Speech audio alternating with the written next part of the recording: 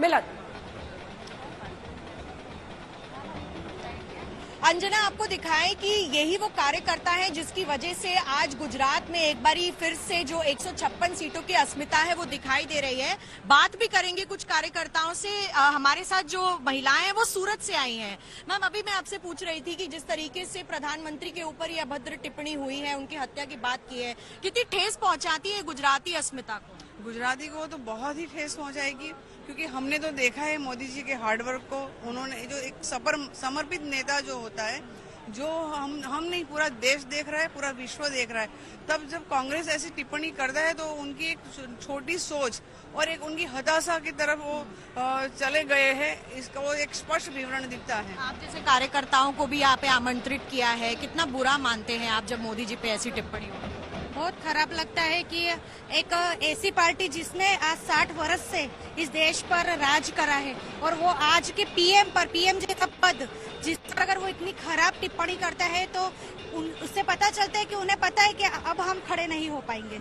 ऐसे वक्त में ये सब बोलना सही है जो प्रधानमंत्री के ऊपर अभी बुरी बातें कही जा रही हैं? आप लोग आज इतना बड़ा कार्यक्रम है, भव्य कार्यक्रम है, आप कैसे देखते हैं? मैं सिर्फ ऐसे देखती हूँ कि हम सब अच्छे फैमिलीज में, इंडिया का कल्चर है कि हम अच्छे फैमिली से बिलोंग करने वाले लोग हैं। हमारे घर में अगर छोटा बच्चा भी कुछ गलत बोल देता है तो हम सबको we feel really bad about it. तो इससे आप समझ सकते हैं कि जब इतनी बड़ी पार्टी और उसके इतने बड़े नेता जो कहा जाता है वो are representing so many people, तो वो आपका प्रभाव समाज पे और देश पे और देश की छवि पे क्या पड़ रहा है उसका उनको बिल्कुल भी अंदाजा नहीं है। हमें तो ज्यादा फर्क इसलिए नहीं पड़ना चाहिए बिकॉज हम जानते हैं हम कौन। बिल्कुल, देखिए मोदी जी पर किसी भी तरीके की टिप्पणी है ना अंजना, वो ना गुजराती अस्मिता के लिए अच्छी नहीं देखी जाती है। लोग बहुत ही ज्यादा यहाँ पर इसको लेकर बुरा मानते हैं और आपको दिखाते भी चले कि हर कार्यकर्ताओं को यहाँ पर इनवाइट किया गया है। धीरे धीरे लोग यहाँ पर पहुंच रहे हैं और मंच पर बहुत ही जो दिलचस्प चीज है वो यही है कि एक पूरा मंच यहाँ पर जो साधु संतों के लिए जो रखा गया है वो उस तरफ है और कहा यह जा रहा है कि इस समारोह का जो पूरा होना है वो साधु संतों की जो उपस्थिति है उसके बगैर नहीं होगा। इसलिए 200 से ज्यादा यहाँ पर साधु संत भी पहुंचेंगे जब शपथ समारोह की शुरुआत की जाएगी। अंजना, जो मेहनत की थी भारतीय जनता पार्टी के कार्यकर्ताओं ने, सबसे ज्यादा ताकत अगर झोंकी गई थी शीर्षस्थ नेताओं की तरफ से, सबसे ज्यादा रैलियां प्रधानमंत्री ने की हैं, तो इसी के साथ कार्यकर्ताओं पर भी बहुत जिम्मेदारी रहती है। आज उन सब के लिए बहुत बड़ा दिन है और जाहिर तौर पर बीजेपी के लिए संदेश एक 2 मंच लगाकर भी वहां पर दिया जा रहा है।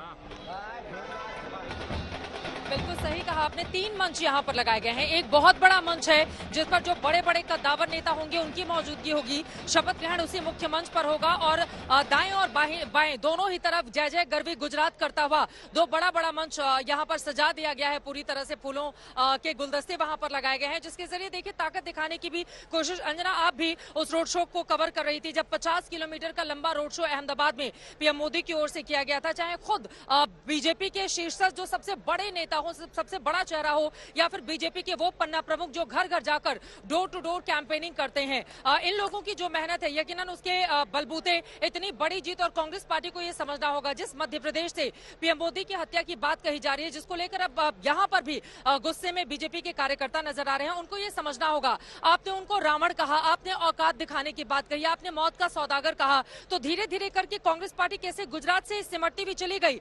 1990 से भी बुरा प्रदर्शन आज तक गुजरात में बीजेपी ने अगर इतिहास का सबसे बड़ा और भव्य प्रदर्शन किया है 156 सीटें जीतकर, तो 17 सीटें जीतकर कांग्रेस पार्टी ने अब तक का सबसे खराब, सबसे बुरा प्रदर्शन किया। वो भी तब जब 60 सालों से जब से गुजरात अस्तित्व में आया तब से लेकर 32 ऐसी सीटें थी अंजना जिस पर कांग्रेस पार्टी कभी नहीं आ रही थी। उन तमाम सीटों को भी उसको गंवाना पड़ गया है। यही कारण है कि कांग्रेस को समझना होगा कि बीजेपी जैसी पार्टी से अगर आपको लड़ना है तो आपको कम से कम अपनी जुबान को किस तरह से आगे बढ़ाना चाहिए। लेकिन इन सब के बीच देखिए गुजरात की जनता का ये बहुत बड़ा मैंडेट है। गुजरात की जनता ने न सिर्फ वोट प्रतिशत में इजाफा किया बीजेपी के लिए, बल्कि सीटों की संख्या को भी बढ़ा दिया। और शायद यही वजह है कि बीजेपी आज ये जो बड़ी तैयारी के साथ शपथ ग्रहण करने जा रही है, इसके जरिए 2024 साधने की भी कोशिश। क्योंकि आपको याद होगा अंजना, लाल किले की प्राचीर पर तिरंगा फहराएं, नरेंद्र मोदी ने ऐसा गुजरात में तब कर दिया था जब वो चीफ मिनिस्टर थे।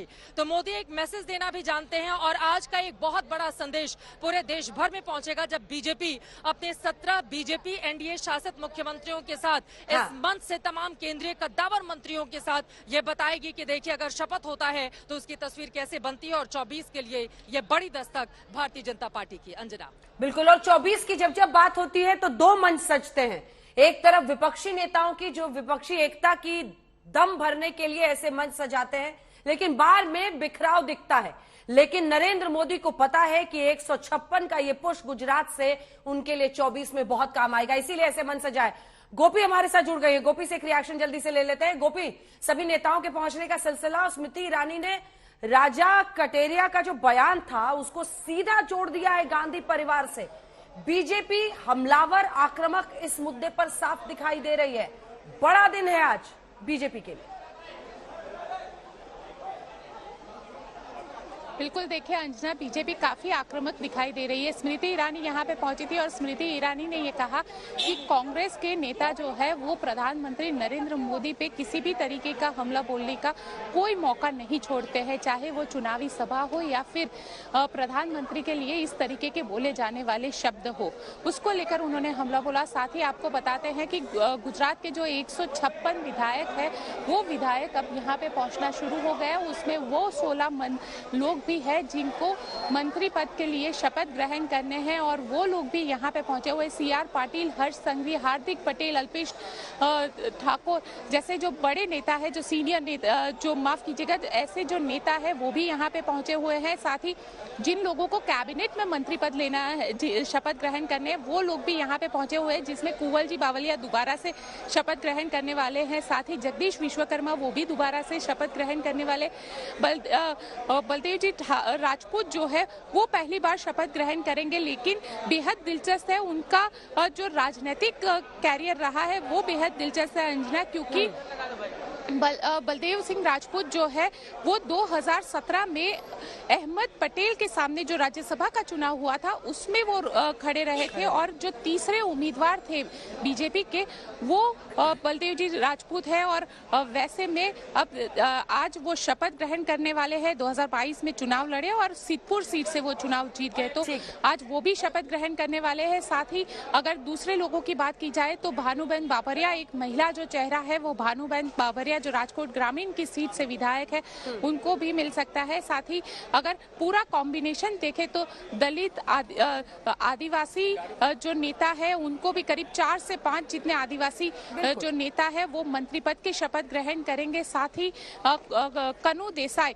जो कि दक्षिण गुजरात से आते हैं और कनु देसाई जो ब्राह्मण चेहरा है वो भी शपथ ग्रहण करेंगे। जैन हर्ष संघवी जो शपथ ग्रहण करने वाले हैं, अब उनको कौन सा पोर्टफोलियो दिया जाता है, क्योंकि भूपेंद्र पटेल सरकार जब 1 साल के लिए थी तो उनको गृह का जो पोर्टफोलियो है वो दिया गया था। लेकिन क्या गृह राज्य मंत्री वो थे पिछली सरकार में? भूपेंद्र 2 में भी हर्ष संघवी को यही मिलेगा।